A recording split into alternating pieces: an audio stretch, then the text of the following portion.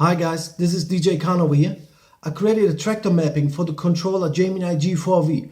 I think it's the best one you can find on the planet because it contains almost everything. Check out this video, follow all the steps, and if you have any questions, post your comments below. So here we go. I will show you now how to import the mapping file into Traktor. Open the settings and over here you say import. Choose the file, open. In case you want to change the audio device settings, just click that on and say OK. If you're now in the controller manager, you will see you have a lot of mappings here.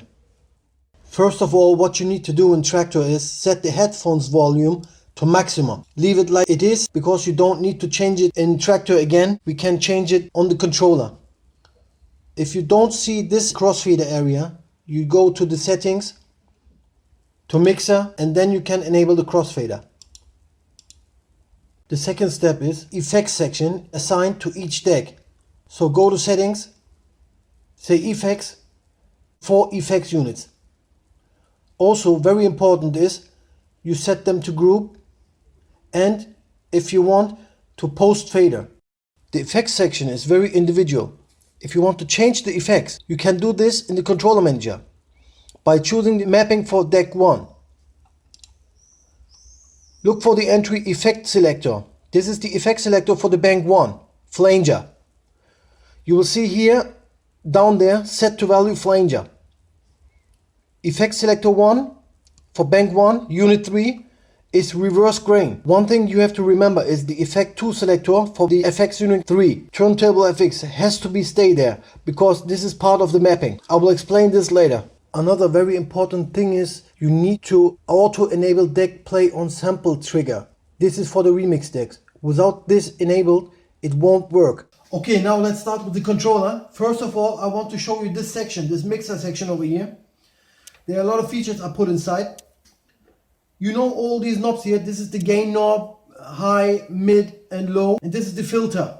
But holding the shift button and turning this knob, it turns to the key button. So let me load the track.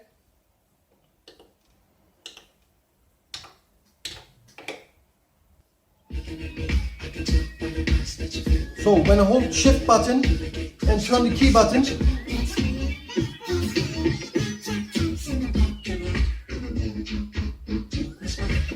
so if you release it, it turns to the filter button. Right?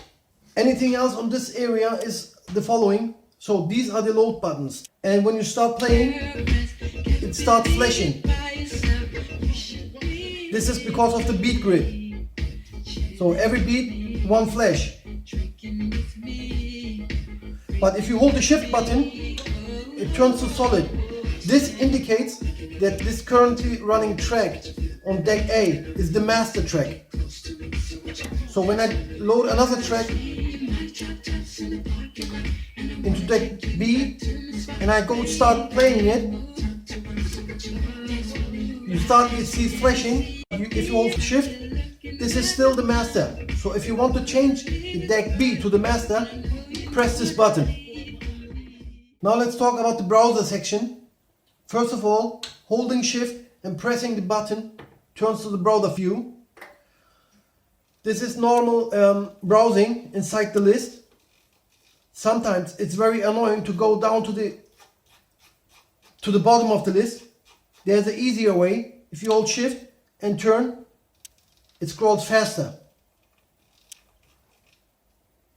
So let's say you are at the bottom and you want to go to the top. Bang, you got it. Right? This one over here is the back button. It switches between the list and the tree. So right now I'm in the list. If I want to go to the tree, I press this button and I'm in the tree. Right? If you want to go back to the list again, press this button and you are in the list. If you are in the tree and you want to open another folder, you press this button and start browsing in the tree. If you want to close this folder, just press it again. So it opens and closes the folder.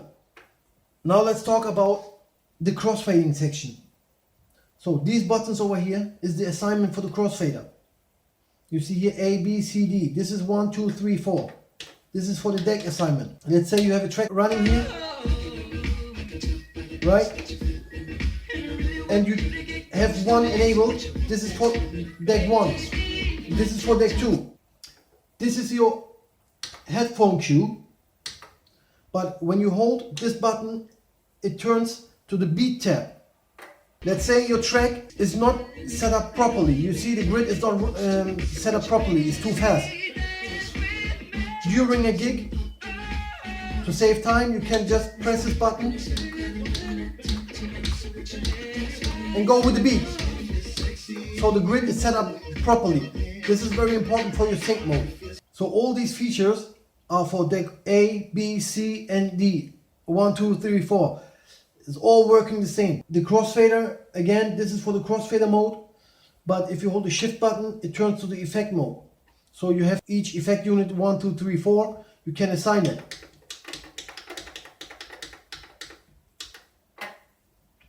Another thing is, this one is your headphones cue mix. And if you hold the shift button, it turns to the balance. So let's say you have the track running. Look over here. Look over here. And you turn it. This is good for sometimes when you're in a club, in a white club, and you turn left, right, left, right. So you can make some cool effects with it. Now let's talk about each deck. So if you have a deck loaded over there, you hold the shift button and you turn the jog. This is for fast search inside the track. Right?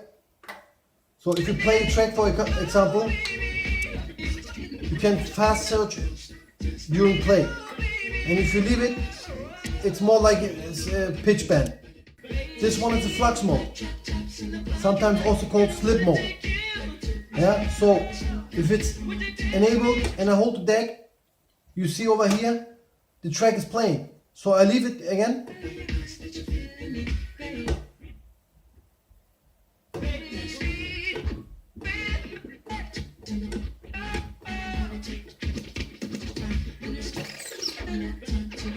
So if you disable it,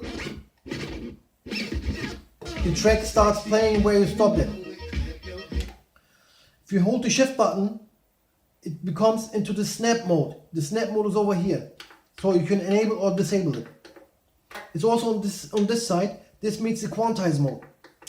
Now let's talk about the effect section. I changed the complete effect section, put the dry wet amount to the right, because most of the DJ controllers, for example Pioneer DDJ, SX or SZ, they have the dry wet account on the right. These are the knobs for the effect unit 1. This is the amount for the flanger, the gator, and this is for the delay. Enabling the effects by these buttons. Right? But if you hold shift, you have another effects over here. This one is when you hold it. So let's say you have the track running and you press the button.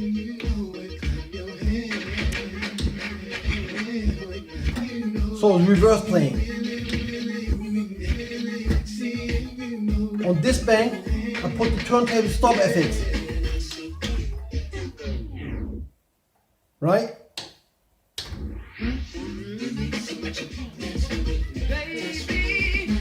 But this effect is also working on this button, but faster. If I press it,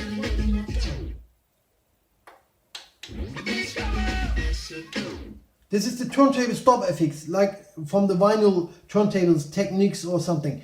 So if you stop it, you can make some cool transitions. I will show you right now by loading another track.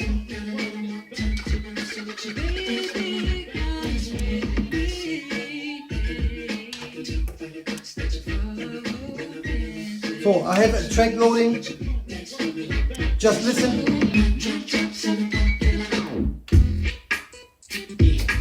This is for some small transitions, old school, but I love it. Let's talk about the B section over here.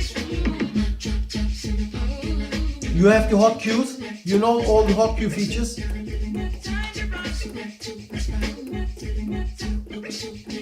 So deleting the hot cues is by shift button.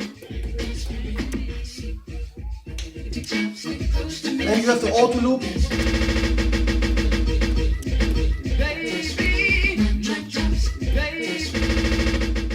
Let's say you have a loop and you want to move the loop. You can use this button to move the loop by holding shift. And you have the loop roll.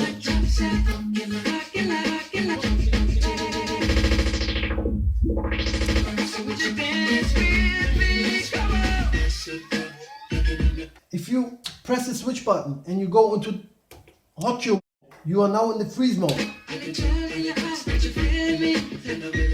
Sometimes people say to this beat counter, but this is the freeze mode actually. It's for 8 bars because of only 8 pads. If you want to disable the freeze mode, you have to press this button again. This is a must. And also another thing is, in the freeze mode, this button is for loop. It indicates that the loop is active. You can disable it. So now you are not in freeze mode anymore. But let's say you have a loop, right? It's again open. So if you want to disable it, press over here or even on here. This button is good for, I'll show you an example right now. I prepared a loop in this track by these green markers over here. This is the loop section. So if you want to enable this by automatic, you just press this button. So that means if you are in the track,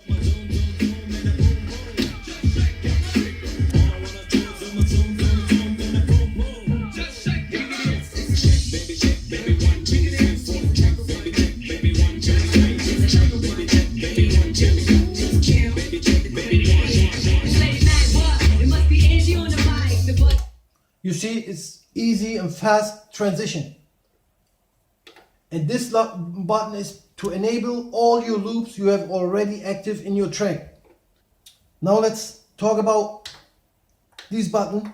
This button over here is for the beat jump. So +4 beats, +8, +16, +32. And this is minus.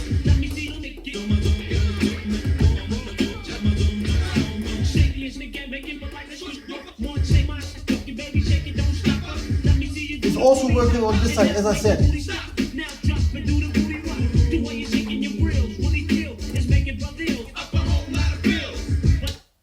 Now let's talk about this section. This is the remix deck section.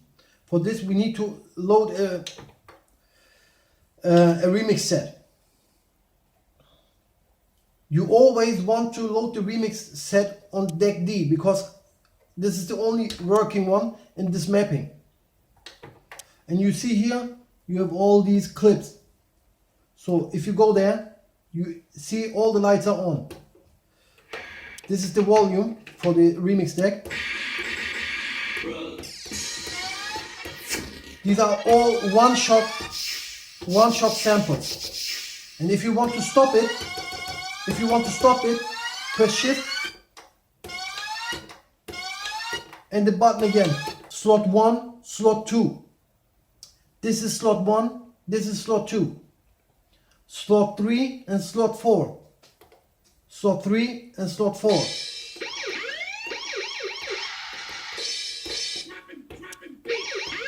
Also, if you want to scratch your samples, for example this one, the classical scratch sound, you go to deck 4.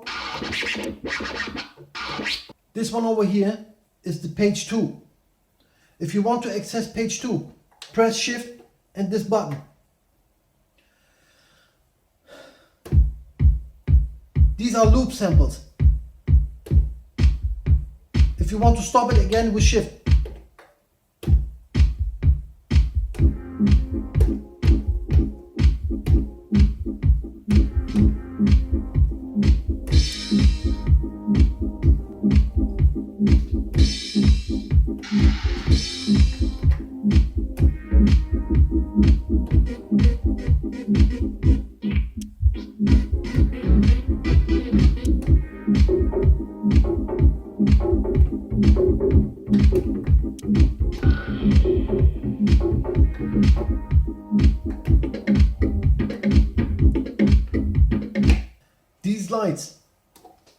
these lights here in the remix deck section indicates when the deck is not playing but the cell is loaded. This is cell 1, which is the R. So if you unload the whole remix deck, all the lights turn off. But let's say the R, I put it back to this cell. You see it's loaded. And if you want to switch it, it always indicates where it's loaded.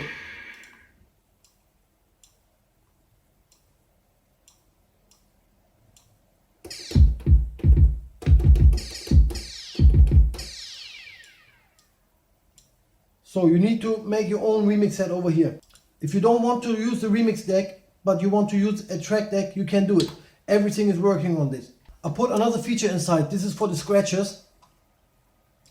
It's regarding the crossfader, which is these adjustments, smooth and sharp. So if you hold the shift button and you turn this knob, it changes the crossfader curve. Sharp is for the scratchers. You see, the sound is there just by a tiny bit of putting the crossfader in. But if you change it to the smooth, you see, you hear it's coming in smoothly. Another feature here in the pitch fader, the normal pitch range is 35%. I use this wide range because of some transitions I show you right now. But if you look at the percentage over here, it's 35%. But if you hold the shift button, it goes only to up to 9%.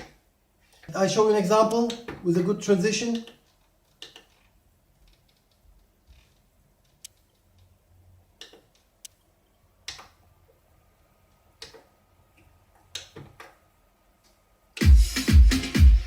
So I've sync turned on over here. This is a track with 79 BPM, and this is 128. So it's a big difference. You turn on sync, right? Let me go further. Now listen.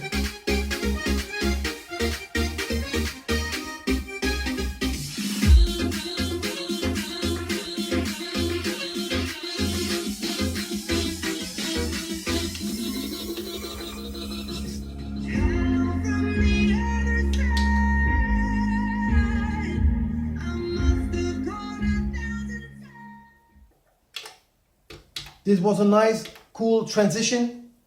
That's why I use these wide pitch range. But actually, if you are just playing one genre of music like hip hop or house music, then this pitch fader will be enough for you. I add some more features inside of the mixer section.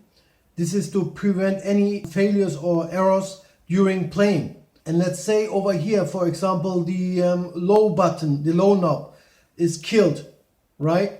So if you turn the knob on the controller, it enables automatically. It's the same with the filter. It turns on with the mid and also the height. The difference is only the key. So if you change the key, it won't enable because this is individual. Someone wants to play with key, someone wants to play without key. Change the volume of the headphones. You remember we turned that on the crossfader section to the maximum. You see over here. If you want to change the volume, you do it over here on the controller. That's why you have to leave it to the maximum. And the Q mix is this button you already know. Okay guys, I think I covered everything in this tutorial. A lot of features inside this mapping, and if you have any questions, just post your comments. I try to help you out, and I wish you a lot of fun with this mapping.